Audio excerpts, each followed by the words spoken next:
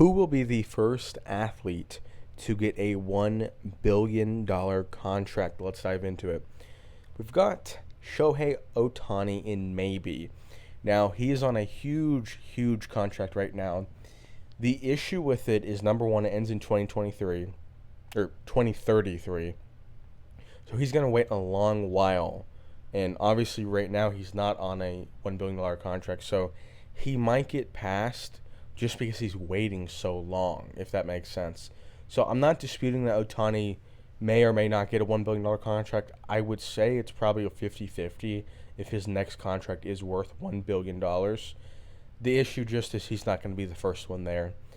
Now we have a few baseball players, Gunther, we got Paul Skeens, and we got De La Cruz. All these guys are young. All these guys are on rookie contracts, which are going to end 2029, 2030, and 2031. So all these guys have chances. If baseball blows up a little bit more in popularity, if these guys are all great players, let's say one of these guys is the face of the league and baseball, doubles in size in the next 5 years, has an explosive growth. One of these guys could be the first 10-year, $1 billion contracts.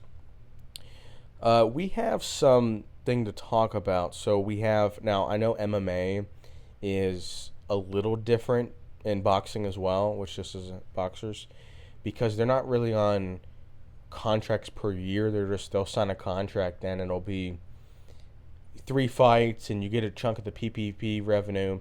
The thing about this is, with boxers and MMA fighters, what I'm going to do is just say, will they earn $1 billion in their sporting careers from fighting?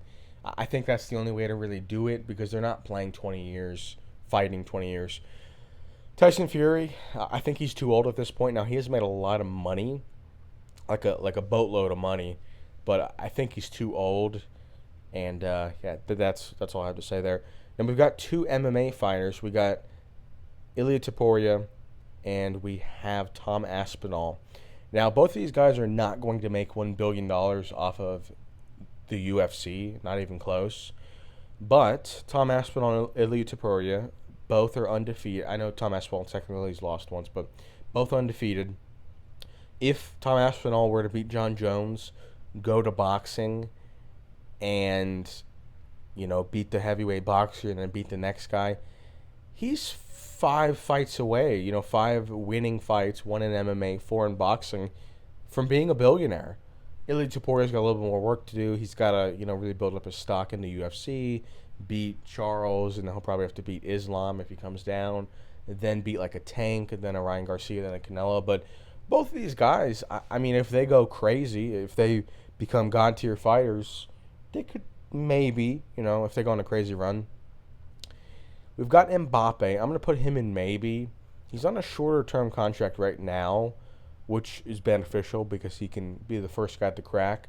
If he's got a really good next couple years and he wants to, sign in that Saudi league with Ronaldo and Neymar, I mean, apparently they offered Messi $400 million per year. You guys can Google it if you don't believe me, but that, if he plays good and then he's like, I want a 3-year contract for $1 billion, maybe it's possible.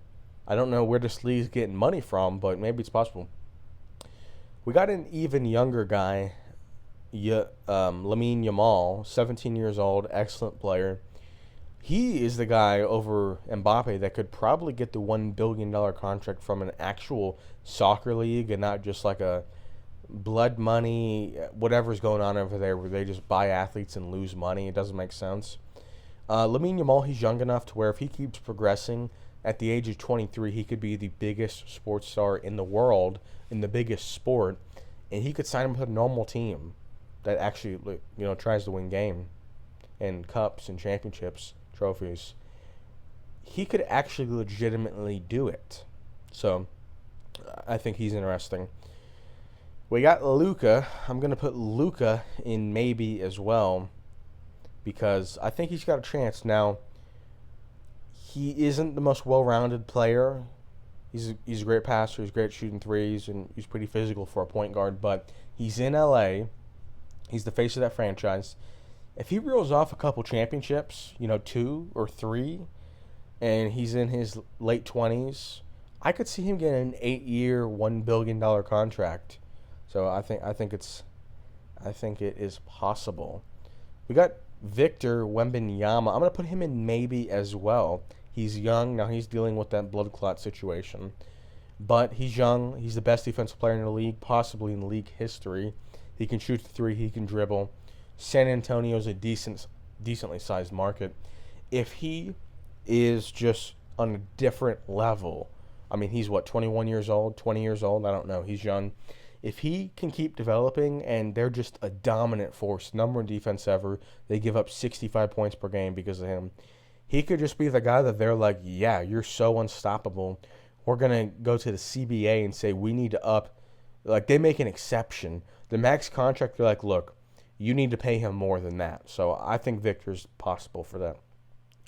Cooper Flagg, he is coming up in the draft, can be a number one overall pick to probably Dallas or Milwaukee if they trade for Giannis. But regardless, he's number one pick.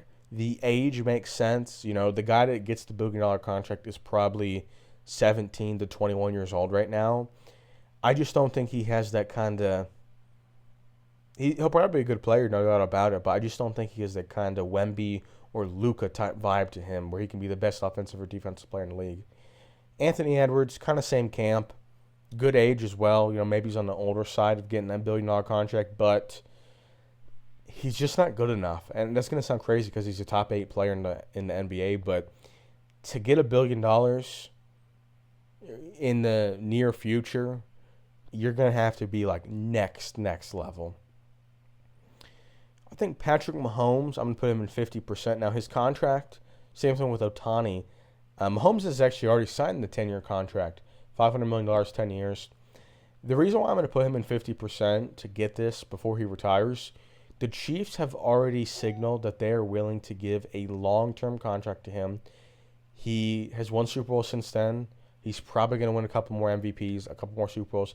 If he is coming up to that contract in 6 years and has 5 Super Bowls, 3 MVPs, it's just like, yeah, we're going to give him an 8-year contract worth $1 billion. So I think he's got a shot to do it.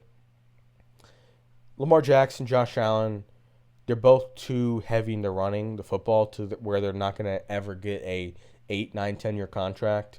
Both great players, both in the same level as Mahomes roughly, but they don't have that postseason success, and their play style isn't really conducive for it. Now, it's going to sound crazy. I'm going to throw Lenore Sellers in that 50%, and it's not a true 50% because obviously I don't think it's a coin flip if he gets $1 billion contract, but he's that perfect age. He's that dual threat. It's like he has a great season this year. They win the Natty. He becomes the first overall draft pick. He revitalizes the city. It's like, yeah, after the rookie contract of 4+1, we're looking at 2031. He could get a massive payday, similar to Mahomes with that 9, 10, 11, however long they want to sign him for. I just think he's got potential to do it. Now, the actual odds he gets $1 billion contract are less than 1.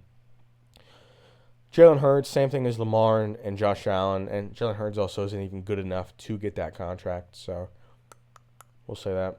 Got Cam Ward. I think he's talented. I don't think he's as talented as Lenore Sellers.